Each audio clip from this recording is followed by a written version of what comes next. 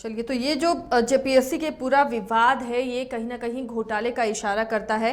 शहनवाज, आप भी सुन रहे होंगे इन अभ्यर्थियों का दर्द और कैसे इन्हें बिल्कुल भी जरा भी संदेह नहीं है कि इसमें घोटाला हुआ है। क्वेश्चंस पेपर की सेटिंग या फिर सेंटर से जिस तरह रिजल्ट, एक सेंटर से रिजल्ट का आना, सीरियली निकल कर सामने आना, इसके अलावा कट ऑफ मार्क्स अब तक नहीं बताए गए हैं, जो अंदाज ये लोग लगा रहे हैं, ये पूरा इशारा करता है कि कहीं ना कहीं जेपीएससी में पैसों का खेला हो रहा है और इसलिए जेपीएससी अब तक सामने नहीं आई। ना ही सत्ता पक्ष से कोई सामने आ रहा है इस पर क्लेरिफाई करने के लिए, छात्रों से बात करने के लिए, इनकी परेशानी का हल करने के लिए। बिल्कुल, कहीं न कहीं बहुत बड़े यूँ कह सकते हैं कि गड़बड़ी हुई है, इंटेंशनली भी कह सकते हैं, या फिर ये कह सकते हैं कि अभी तक जो आयोग की तरफ से कहा गया है कि ये एक इत्तेफाक है, संयोग है। लेकिन जो छात्र हैं वो इस बात को स्वीकार करने के लिए तैयार नहीं हैं। खुद जो भाजपा विधायक दल के नेता हैं बाबूलाल मरांडी, उन्होंने एक उदाहरण देते हुए कहा है कि खुद उनके मित्र की पत्नी लोहरदगा के एक सेंटर में परीक्षा दे रही थी। उन्होंने उनको फ़ोन करके बताया है कि यहाँ अब तो खुलेआम धांधली चल रही थी, यानी खुलेआम चोरी हो रही थी, यूँ कह सकते हैं डकैती हो रही थी दिन दहाड़े, और एक नहीं पूरे जो कक्षा में बैठे तमाम लोग कर रहे थे। तो उनका ये कहा था कहीं ना कहीं जो पॉलिटिकल पावर रखने वाले लोग हैं, उनके जो नज़दीकी लोग होंगे उस सेंटर में मौजूद होंगे, लिहाजा उनको पास कराने के लिए उस तमाम कक्षा में बैठे लोगों को उन्होंने कहीं ना कहीं इस बात की छूट दी कि वो खुली किताब के सहारा लेकर के परीक्षा दें, ताकि बाद में हम ये तय कर सकें कि उसमें से किस छात्र को हम क्वालिफाई करेंगे या डिसक्वालीफाई करेंगे। लेकिन कहीं ना कहीं वो बड़े संकेत की ओर उन्होंने इशारा किया। साथ ही उन्होंने एक और गड़बड़ी का जिक्र किया है कि जिस तरह कोरोना और कोविड-19 का बहाना बनाकर सरकार ने ये कोशिश की है कि अपने ही इलाके में, अपने ही होम सेंटर में परीक्षाएं जो परीक्षार्थी दे सकें, इसका भी कहीं ना कहीं बड़ी संख्या में वायलेशन हुआ है और बड़ी संख्या में लोगों ने इसका फ़ायदा उठाया है। चूँकि आप अगर होम सेंटर में परीक्षाएं देते हैं तो जो स्थितियां होती हैं वो आपके अनुकूल हो जाती हैं, लिहाजा इसका भी फ़ायदा उठा है। जो पॉलिटिकल पावर रखने वाले लोग हैं, जो उनके नज़दीकी लोग हैं, उनका मिसयूज़ हुआ है। यही वजह है कि बड़ी संख्या में जो नीडी छात्र हैं, जो मेहनती छात्र हैं, वो कहीं ना कहीं डिस्क्वालीफाई हो गए हैं और उनके दर्द के साथ कहीं ना कहीं जो बीजेपी खड़ी हुई है। हालांकि ये एक पॉलिटिकल बयानबाजी आप कह सकते हैं, लेकिन तमाम सरकारों में पॉलिटिकल बयानबाजी अलग है शहनवाज। अगर देखिए हम जेपीएससी के ट्रैक रिकॉर्ड को ही देख लें, इतनी गड़बड़ियां, इतने विवाद या तो जानबूझकर हो रहे हैं या फिर जेपीएससी में जो लोग हैं, जो सदस्य हैं, उनकी क्षमता ही नहीं है, तो फिर उन्हें हटा देना चाहिए। जब सही से काम नहीं कर पा रही जेपीएससी, तो ऐसे मेंबर्स का क्या फायदा।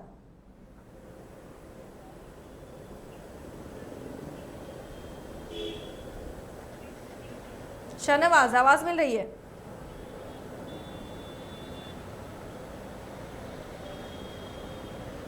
मुझे लगता है शहनवाज तक आवाज नहीं जा रही है। गुलाम, क्या लगता है कि पूरी जेपीएससी को ही बदल देना चाहिए, या तो जेपीएससी जान नहीं रही है कैसे काम किया जाता है, या फिर जानबूझकर ये काम हो रहा है?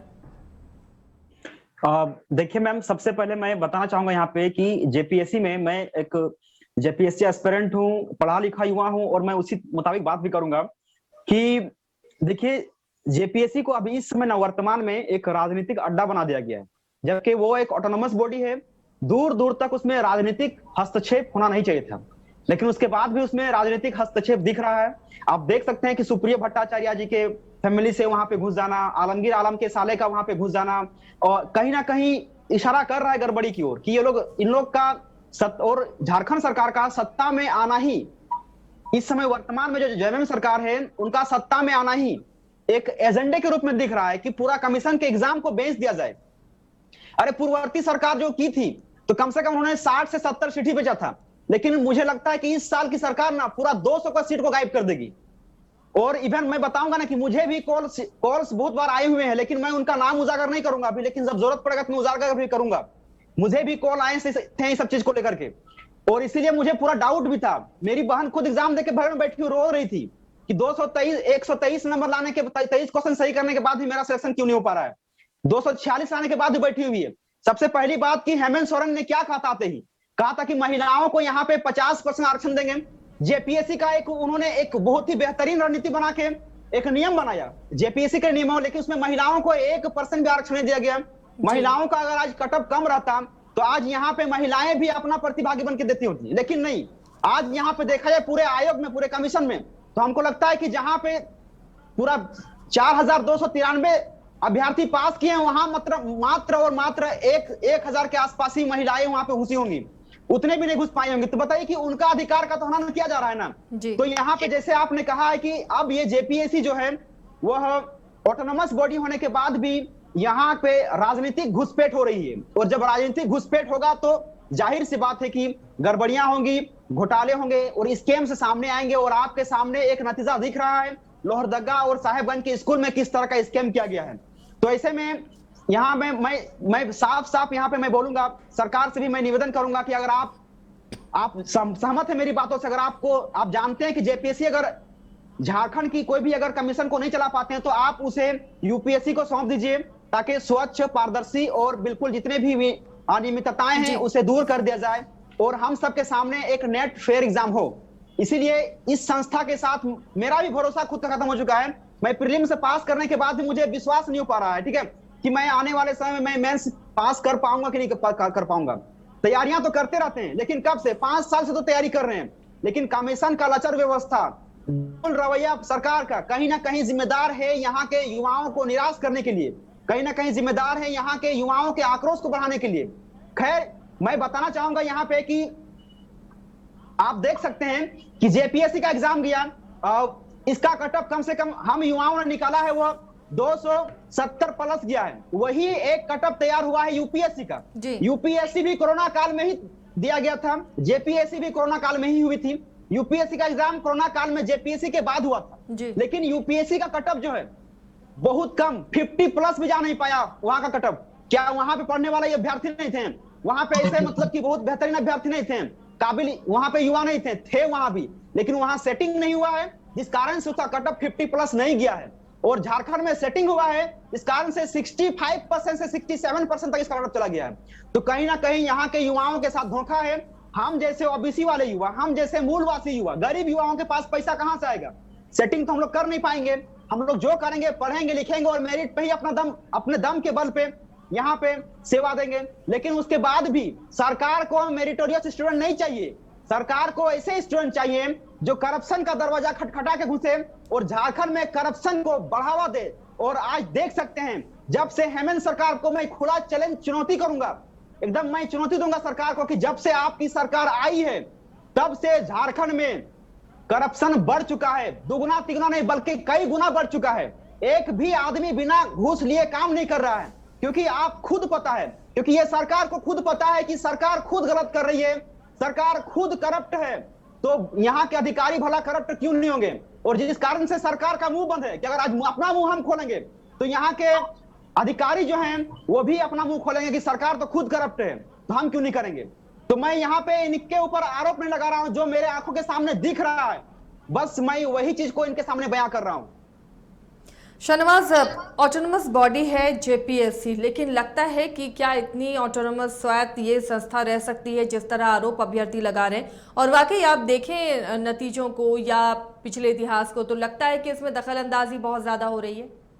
बिल्कुल, इस बात में कोई शक नहीं है कि भले ही आप ये कह लें कि सरकार का इन्वॉल्वमेंट नहीं है इसमें, लेकिन जिस तरह अध्यक्ष के चयन में हो, मनोनयन में हो या उनके सदस्यों के मनोनयन में हो, सरकार का डायरेक्ट इन्वॉल्वमेंट है। और इस बात में कोई शक नहीं है और कोई गुरेज नहीं है कहने में कि सरकार के जो नज़दीकी लोग रहते हैं उनको इसमें कहीं ना कहीं जगह मिलती है। और ये कोई हेमंत सरकार की बात नहीं है। आप जब से राज्य का गठन हुआ है तब से लेकर अभी तक तमाम सरकारों का कार्यकाल आप देखें, तमाम लोग वही आयोग में बैठे हैं जो सरकार के नज़दीकी रहे हैं, सरकार के कहीं ना कहीं विश्वास पात्र रहे हैं। इस बात को अगर मान भी लिया जाए कि इसमें कोई बुराई नहीं है, लेकिन सबसे अहम और ज़रूरी बात यह हो जाती है कि आयोग में एक्स वाई जेड कोई भी अध्यक्ष हो, कोई भी सदस्य हो, लेकिन छात्रों का, परीक्षार्थियों का सिर्फ एक ही उद्देश्य है कि उनके साथ जस्टिस हो। इनजस्टिस अगर किसी भी कार्यकाल में होता है, किसी भी व्यक्ति के चेहरे के साथ होता है तो कहीं ना कहीं वो नाराज़गी जाहिर होगी। यही वजह है कि अमिताभ चौधरी को लेकर अब छात्रों ने मुखर आवाज़ उठाई है और खुद बाबूलाल मरांडी ने कहा है कि वो योग्य व्यक्ति नहीं है, उनका बैकग्राउंड पॉलिटिकल है, लिहाजा ऐसे व्यक्ति को आयोग के परिसर से दूर रखने की जरूरत है। अब ये सरकार को देखना है कि सरकार क्या सोचती है, लेकिन सरकार ने इस बात का संकेत बिल्कुल पहले ही दे दिया है। जिस तरह से अमिताभ चौधरी के संबंध बीजेपी से रहे हैं, उसके बावजूद उनको लाया गया और यहाँ पर कहीं ना कहीं बैठाया गया। ये बात साफ है कि सरकार कहीं ना कहीं उसे अपने नज़दीकी मानती है। यही वजह है उनको कहीं ना कहीं विश्वास के तौर पर उनको जेपीएससी में बैठाया गया है। अब जेपीएससी में कोई गड़बड़ी होती है तो निश्चित तौर पर ये जो आरोप है सरकार की दहलीज तक पहुँचेगी और कहीं न कहीं जो आवाज़ है और ये जो विरोध है वो सरकार का विरोध कहा जाएगा। जी कहकश, आप कब से तैयारी कर रही थी इस एग्ज़ाम के लिए? पिछले 1 साल से तैयारी कर रही थी इस उम्मीद से कि इस बार सिलेक्शन मेरा होगा, और after scoring 222 I was very sure, लेकिन ऐसा हो नहीं पाया।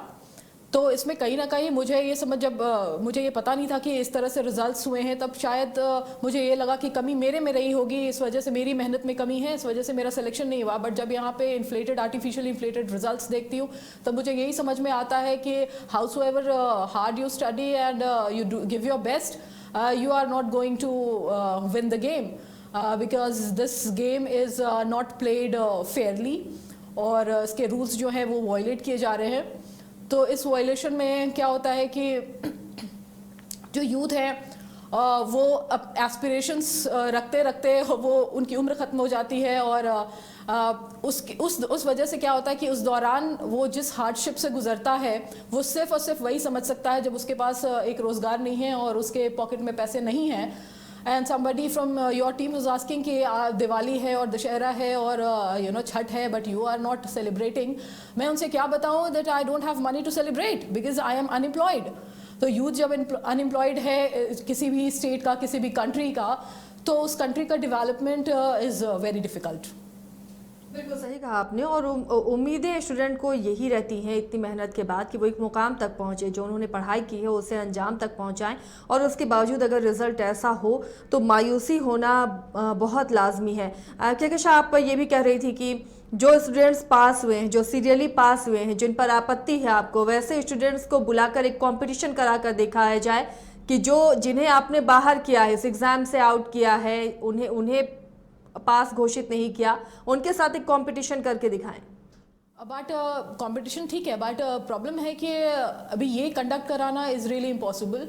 तो जो पॉसिबिलिटी है वो ये है कि this exam should get cancelled, और इसके जगह पे आप दूसरा री एग्ज़ाम कराइए, एग्ज़ाम कंडक्ट कराइए दोबारा। And this time I would अर्ज दैट जेपीएससी को इसमें इंटरफेरेंस बिल्कुल इसको कंडक्ट कराने नहीं दिया जाए, और UPSC should take the responsibility, क्योंकि जेपीएससी ने अपनी हिस्ट्री से यही दिखाया है that this institution is incapable and it is corrupt as well. Ghulam, क्या ये मुमकिन है कि जो मांग अब अभ्यर्थी कर रहे हैं कि अब यूपीएससी से एग्जाम कंडक्ट कराया जाए, जेपीएससी से कुछ होने वाला नहीं है और इस परीक्षा को रद्द किया जाए, क्या ये मुमकिन है फिलहाल?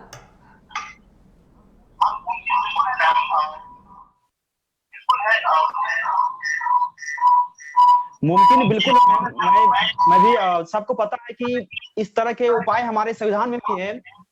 हमारा संविधान भी कहता है कि अगर कोई भी कमीशन अगर अपना एग्जाम को कंडक्ट कराने के लिए असमर्थ है तो वो यूपीएससी कंडक्ट करवा सकती है। और जैसे कि आप देख सकते हैं कि बहुत सारे यहाँ पे टेरिटरीज हैं जिनका एग्जाम खुद यूपीएससी कंडक्ट कराती भी है। तो ये बिल्कुल संभव है, अगर राज्य सरकार की इच्छा शक्ति हो तो ये हो सकती है, राज्यपाल अगर चाहेंगे तो ये हो सकता है।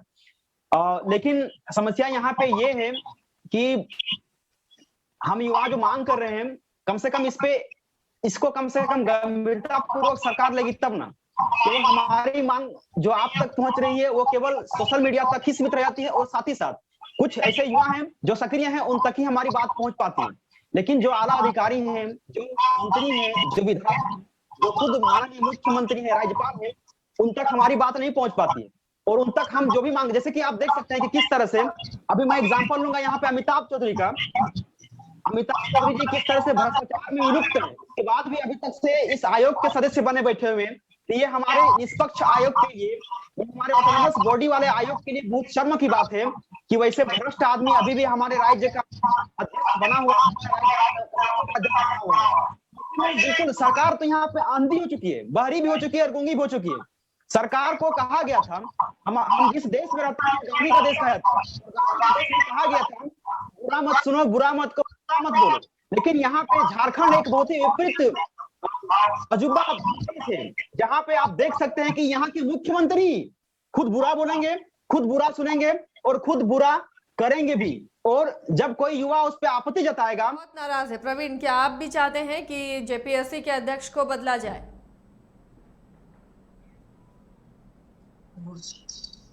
ये तो हम नहीं बोल सकते हैं, पर जो भी है उसकी जांच करनी चाहिए।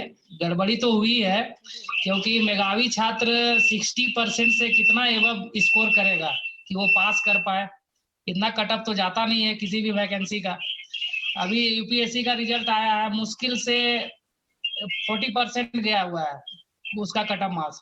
और अभी हम लोग का देख लीजिए, पिछले बार 206 से डायरेक्ट 260 हो गया। तो बिल्कुल जांच करनी चाहिए, और आयोग के अध्यक्ष को बदलने का ये हम नहीं बोल सकते हैं। बाकी वो संवैधानिक बॉडी है, और इस पे मुख्यमंत्री अपना राय दे सकते हैं क्या गड़बड़ी हुई है क्या नहीं। लेकिन कोई रिएक्शन शहनवाज नहीं आना सरकार की तरफ से। जेपीएससी तो खैर अब कुछ बोलने से रही, लेकिन सरकार की तरफ से जब परेशान है, इतना अभ्यर्थी स्टूडेंट परेशान है, युवा परेशान है राज्य के, उसके बाद भी चुप्पी रखना, जबकि यही जब सत्ता में नहीं थे इन युवाओं के पास जाकर आश्वासन दिया था हेमंत सोरेन ने कि वो जैसे ही सत्ता पर काबिज होंगे इनकी समस्याओं का निराकरण होगा, दूर होगी समस्याएं, पर ऐसा होता हुआ तो नहीं दिख रहा। बिल्कुल, ये तमाम सरकारों में जो भी विपक्ष में होते हैं उनको किसी न किसी मुद्दे के सहारे अपनी राजनीति चमकाने की ज़रूरत होती है। लिहाजा चाहे मुख्यमंत्री अभी वर्तमान में हेमंत सोरेन हों, जब विपक्ष के नेता थे तब उन्होंने यही काम किया। अब वर्तमान में बाबूलाल मरांडी समेत अन्य जो भाजपा के नेता हैं उसी काम को आगे बढ़ा रहे हैं। लेकिन आज जो एक डेवलपमेंट जरूर है सरकार की तरफ से कि थोड़ी देर पहले जब जेपीएससी के परीक्षार्थी बाबूलाल मरांडी से मिलने गए थे, उससे पहले वो कैबिनेट मंत्री सत्यानंद भोक्ता जो आरजेडी कोटे के मंत्री हैं और हेमंत सरकार में श्रम मंत्री का दर्जा रखते हैं, उनसे जब परीक्षार्थियों ने बात की तो जो कैबिनेट मंत्री हैं, श्रम मंत्री हैं, उन्होंने भरोसा दिलाया है कि वो इस बारे में मुख्यमंत्री हेमंत सोरेन को पत्र लिखेंगे और जो भी अनियमितता की जो शिकायत है उसको लेकर वो जांच की मांग करेंगे। साथ ही उन्होंने ये भी कहा है कि वो चाहते हैं कि परीक्षा परिणाम को रद्द किया जाए और छात्रों के साथ विश्वास बहाली का काम किया जाए। तो मुझे लगता है ये पहली बार संभवतः ऐसा है जब कैबिनेट रैंक मंत्री के द्वारा एक बात सामने आई है और कहीं न कहीं परीक्षार्थियों के साथ खड़े होने की बात की है। तो इसे एक पॉजिटिव साइन के तौर पर देखा जाना चाहिए, लेकिन इस पर कब अमल किया जाता है, चूंकि वो आरजेडी कोटे के मंत्री हैं, लिहाजा उनकी बात कितनी सुनी जाएगी ये अलग बात है। क्योंकि गठबंधन की सरकार में जो संख्या बल है उसी की बात सुनी जाती है और आरजेडी के उस तरह की कोई अभी संख्या बल नहीं है। उनके रहने या नहीं रहने से सरकार की सेहत पर कोई प्रत्यक्ष तौर पर प्रभाव नहीं पड़ता है, लिहाजा उनकी बात कितनी सुनी जाएगी ये तो वक्त की बात है। लेकिन कैबिनेट मंत्री के रैंक के तौर पर उन्होंने इस बात का समर्थन किया है कि परीक्षार्थियों की जो शिकायतें हैं उसको दूर की जानी चाहिए और वो खुद भी मुख्यमंत्री हेमंत सोरेन के इस बारे में पत्र लिखेंगे। तो सरकार की तरफ से एक पक्ष जरूर आया है और उम्मीद की जानी चाहिए कि सरकार इस पर काम करेगी और कहीं न कहीं परीक्षार्थियों की जो शंकाएं उसे दूर करने का हर मुमकिन प्रयास किया जाएगा। जी चलिए, उम्मीदें हैं अभ्यर्थियों को भी और लगातार 22 को भी उनके मुद्दों को उठाता रहा है ताकि युवाओं को उनका हक मिल सके। बेरोजगारों की जो फौज है वो थोड़ी छोटी हो सके, लेकिन इसके लिए सरकार को ध्यान देना होगा और सामने आना होगा। बहुत बहुत शुक्रिया कहकशां, गुलाम और प्रवीण आप सभी का इस चर्चा में शामिल होने के लिए। तो अब बस एक ही मांग है अभ्यर्थियों की कि इस परीक्षा को रद्द किया जाए, क्योंकि जो परिणाम आए हैं वो अनफेयर हैं। उस परिणाम पर छात्र भरोसा नहीं करते, तो अब इस पर जेपीएससी और सरकार को गहनता से विचार करना होगा। फिलहाल न्यूज़ बाइस्कोप में इतना ही। खबरों के लिए जुड़े रहिए हमारे साथ।